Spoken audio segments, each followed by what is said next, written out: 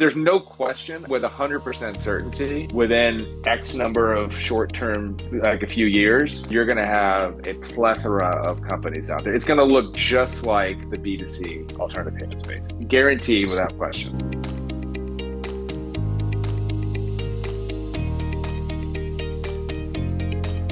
So welcome back. Today we have the immense privilege of having John Tomich, CEO and co-founder of Credit Key, with us today. Thank you for joining us. Thank you for having me, Jeffrey. Excellent. So let's go ahead and start off right away with some questions about Credit Key and about yourself. So how about this? Can you give us a brief overview about why you founded Credit Key and how it evolved into where it is today? Why don't I start off by saying I'm a second-time entrepreneur, and my first business was in the B2C, business-to-consumer e-commerce space. So I spent about a dozen years founding and running a business in that space, and so that it's in my DNA, so to speak, and is the lens in which I kind of look at the world is through the lens of e-commerce. And I spent quite a bit of time in that area, and one of the things that we all saw, not just me, but in e-commerce over the last, let's say, couple decades, is there was a real evolution in features and functionality as consumers went online in the digital world to purchase goods and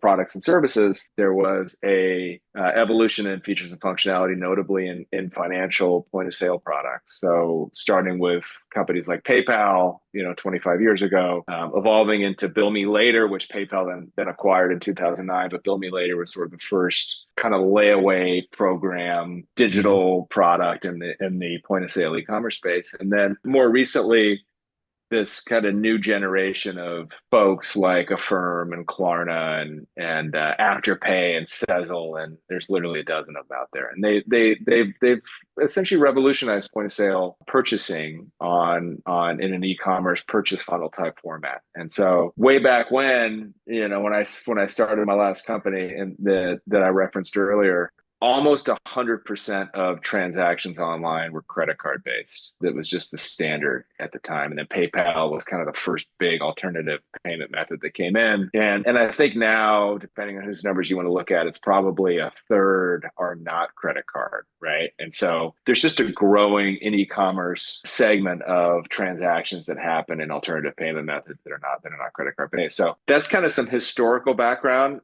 which I experienced when I was running my last company. And the market opportunity, which really led me to start Credit Key, was around this business to business e-commerce activity that's happening, transformation that's happening. So we're all familiar with B2C, which is the example of buying a pair of sneakers at Nike.com or a Peloton bike at Peloton.com. The new revolution in e-commerce are businesses that are purchasing products, whether it's inventory, equipment, supplies for their business online. And so think about these analog processes that happen for generations. So it was a restaurant owner buying an ice maker or a pizza oven. That would be typically you'd flip through a catalog that was given to you by your local distributor or manufacturer, and then you would have a phone call, very analog process, right? Those are all getting digitized in every kind of vertical segment you can imagine, food service, restaurants, coffee shops, nail salons, et cetera, et cetera, et cetera.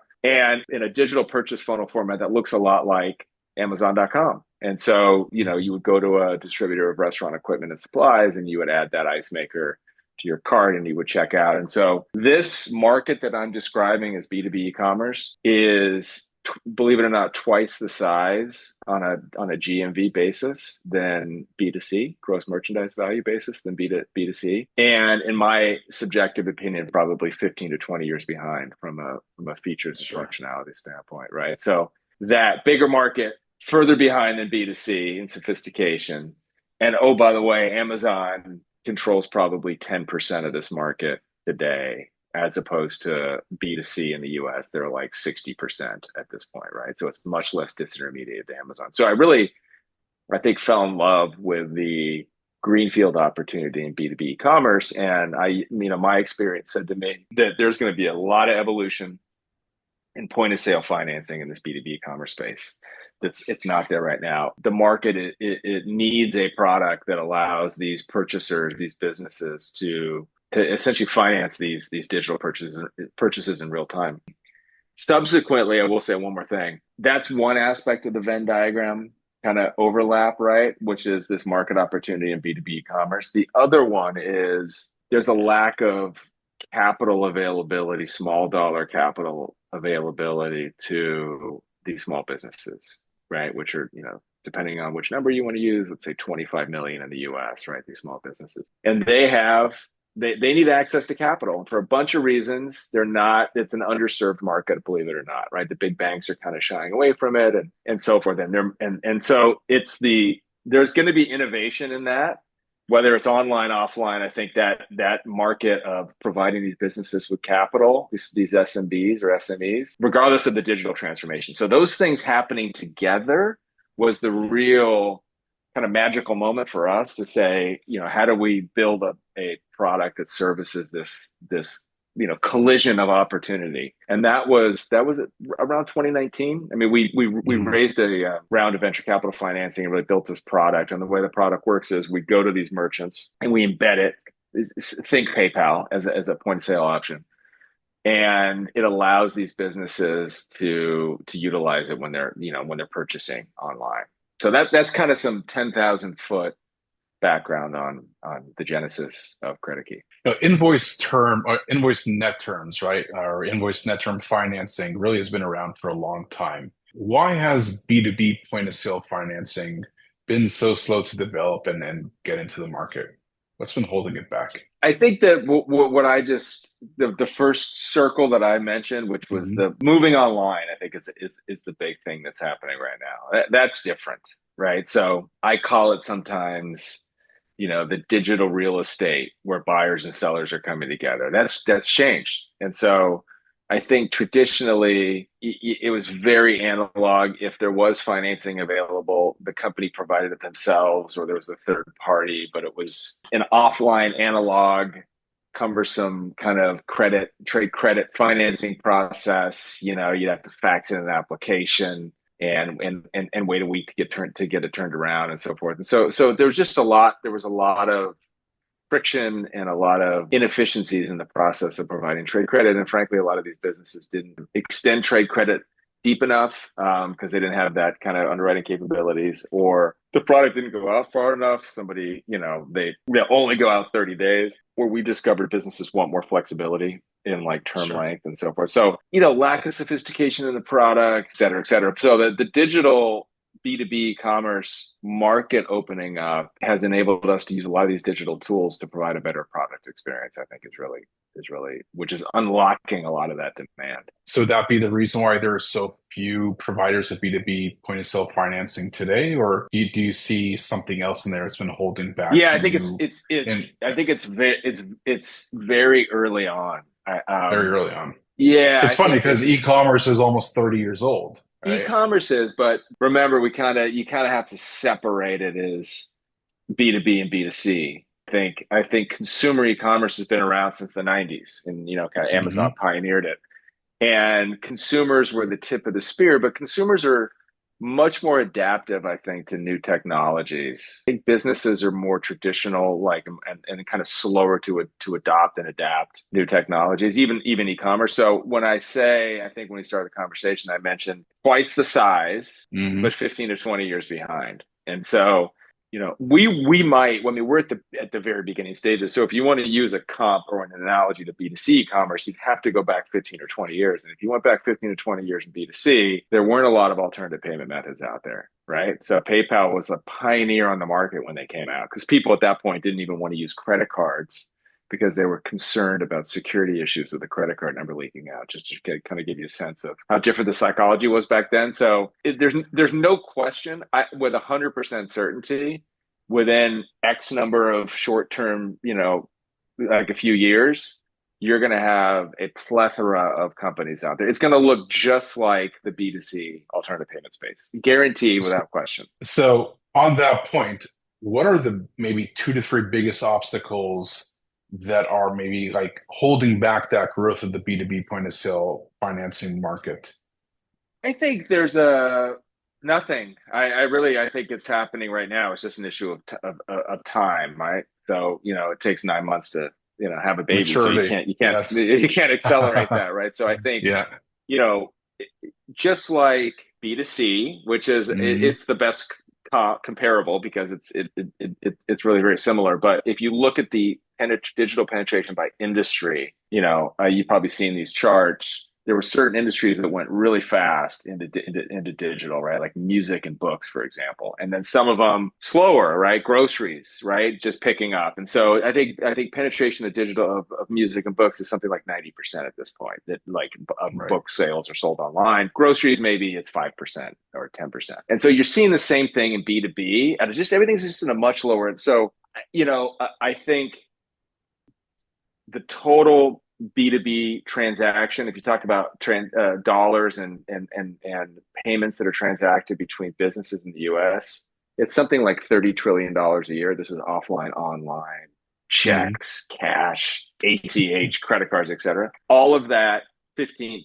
10, 15 years ago was analog. None of it was online. And now I'd say the e-commerce market number that we get is around 2 trillion. So think about it as like just a little under 10% has gone online. And so some of these merchants that we integrate with, they only have 5 or 10% of their business that is currently online, meaning like their customers are self-serving on a website and buying that commercial ice maker for the restaurant. So it's just a question of the market maturing. So when is that 5 or 10% going to be, 20, just over time, just like B2C's digital penetration that comes in there. But we've definitely crossed a Rubicon or reached a tipping point, in my opinion, from a market adoption standpoint.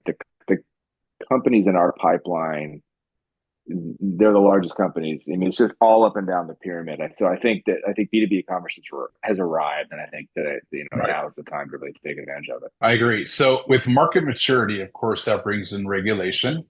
Just like we've seen in B2C, I'd assume that there'd be some type of regulatory process that would be coming into the world of B2B financing.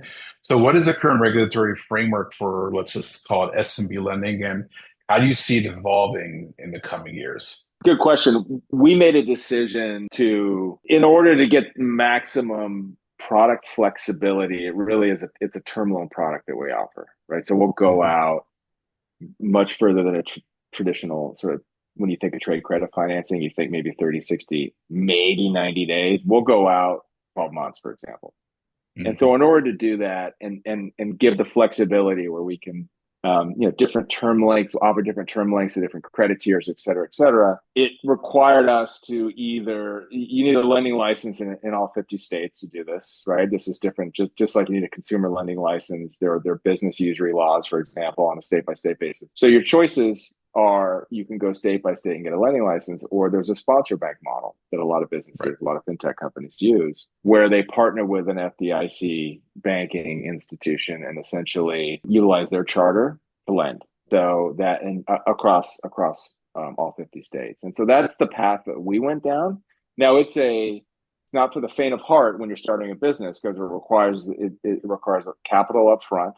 There's a lot of regulatory processes that need to be implemented, and there's a discipline, an operational discipline that needs to be imbued into your business to go down that path. Now the easier path is to say I'm only going to do shorter term, and everybody's going to be in this one credit tier. I'm going to charge one rate to everyone, and it's going to fall into this unregulated financial space. So it looks like we're factoring an invoice, or Mhm. it's a receivables financing, that kind of thing. We chose the more complicated, but I think much better path for us because it gives us that product flexibility. And so our partner is a bank in Kansas City called Lead Bank, and we partnered with them, and we're essentially lending under the FDIC scrutiny for business lending. Interesting. All right. So, what kind of role does a platform like ChargeAfter play in SMB or B2B financing? ChargeAfter is really great and valuable for us. One of the challenges that we have in going to market is integrations with merchants, particularly as you go up the pyramid in size. The integrations get much more complicated. So let's as an example, like a big box retailer, for example, right? So for us to go to a big box retailer and do an integration requires a lot of time and a lot of kind of movement at the enterprise level. And additionally, from a sales perspective, it adds an additional layer of resistance and complexity to the process. Because if you try to, I mean, there's nothing harder, for example, the old saying is, than getting into the point of sale system of a big box retailer. Like it take you 5 years. Sure. And so Yeah. having a partner like ChargeAfter that has these relationships and provides that integration, that seamless integration path to some of the biggest retail names in the industry helps us with our go-to-market strategy, helps us reach more business users and borrowers. So it's an important ChargeAfter is an important partner for us in that sense. So, John, give me your, I'd say, 3 to 5 year outlook forecast for B2B financing. What's happening in the future? I think it's going to turbocharge growth. I think for us, it's triple digit kind of growth year over year over year over the next 3 to 5 years. So I think that's like a reasonable growth expectation for us. Double, double, double, double. Just because we're so early on. I mentioned all that, the market Mhm. dynamics, the digital penetration, and I think the market tailwinds are so strong that I just think it's going to be continued growth. I think there's going to be more competitive dynamics that come into the industry, which is good. I think in the sense of it's evangelizing for us and the need for business to business point of sale financing. So I think rising tide lifts all boats. So the more competitors that are out there talking to customers, telling them about these are options that we can enable for your digital touch points with your customer base. It's going to drive more sales and value, et cetera, et cetera. I think it's great. I think it's great for the business customers, these SMBs, because it gives them more financing options. It's an exciting time right now. It's early. It's early on. I mean, in a baseball analogy, I'd say we're probably in the second inning of the market opportunity. Okay. So it's really taken off. I couldn't agree more. So, John Tomich, CEO and co-founder of Credit Key, thank you so much for being with us today and sharing your words of wisdom. I really appreciate it.